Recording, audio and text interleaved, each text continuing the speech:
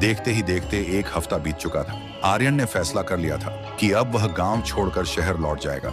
लेकिन जैसे ही वह कुछ दूर आगे बढ़ा, उसकी गाड़ी अचानक रुक गई, क्योंकि उसने देखा रास्ते के बीच कुछ लाशें पड़ी थीं। किसी का हाथ नहीं था, किसी का पैर नहीं था, और सभी लाशों के चेहरे पर एक डरावना मुखौटा बंधा हुआ था। यह देखते ही आर्यन का खून जम गया। वह इतना डर गया कि भागते हुए सीधा बरगद के पेड़ के पास पहुंचा और जोर से चिल्लाया, कौन हो तुम? क्यों इतनी जान ले रही हो? क्या दुश्मनी है इस गांव से? तभी हवा रुक गई और एक आवाज आई, तू यहाँ क्यों आया है? ये मेरी आग है जो सिर्फ मेरे गुनहगारों के खून से बुझेगी। तू यहाँ से चला जा। लेकिन आर्यन डरते हुए बोला, मैं नहीं जाऊंगा जब तक सच नहीं पता चलता। तभी अचानक एक तेज रोशनी चमकी और आर्यन को एक दृश्य दिखाई दिया। वह लड़की गांव की सबसे बेहतरीन नर्तकी थी। नाम था जानवी। वह सिर्फ भगवान के सामने ही नृत्य करती थी। लेकिन एक रात जानवी जब घर लौट रही थी, तभी गांव के पुराने जमींदार और उसके दोस्तों ने मिलकर जानवी का रास्ता रोक लिया और उसके साथ गलत हरकत करने लगे।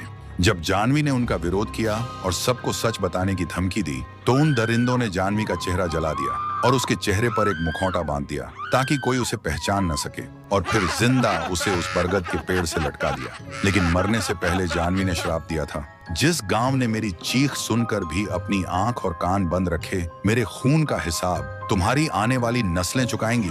जब रोशनी हटी, तब आर्यन को समझ आया, यह बदला नहीं, यह एक आत्मा का इंसाफ है। फिर अगले दिन सुबह आर्यन ने पूरे गांव को इकट्ठा किया और उसने पूरी सच्चाई सबके सामने रख दी। सुनते ही गांव वालों का डर अब शर्म में बदल गया था। फिर उन्होंने पुराने जमींदार के परिवार वालों को गांव से हमेशा के लिए निकाल दिया। फिर रात में पूरा गांव बरगद के पेड़ के पास आया। सब रोते हुए माफी मांगने लगे, जानवी, हम तुम्हारे गुनहगार हैं, हमें माफ कर दो, हमने तुम्हारे दुश्मनों को सजा दे दी है। तभी बरगद के पेड़ पर लटका मुखौटा अचानक टूटकर जमीन पर गिर गया और एक रोशनी के साथ आसमान में खो गया। उस दिन के बाद चंदनपुर शांत हो गया था। लोग अब उस पेड़ के पास आते हैं और जानवी की याद में फूल चढ़ाते हैं।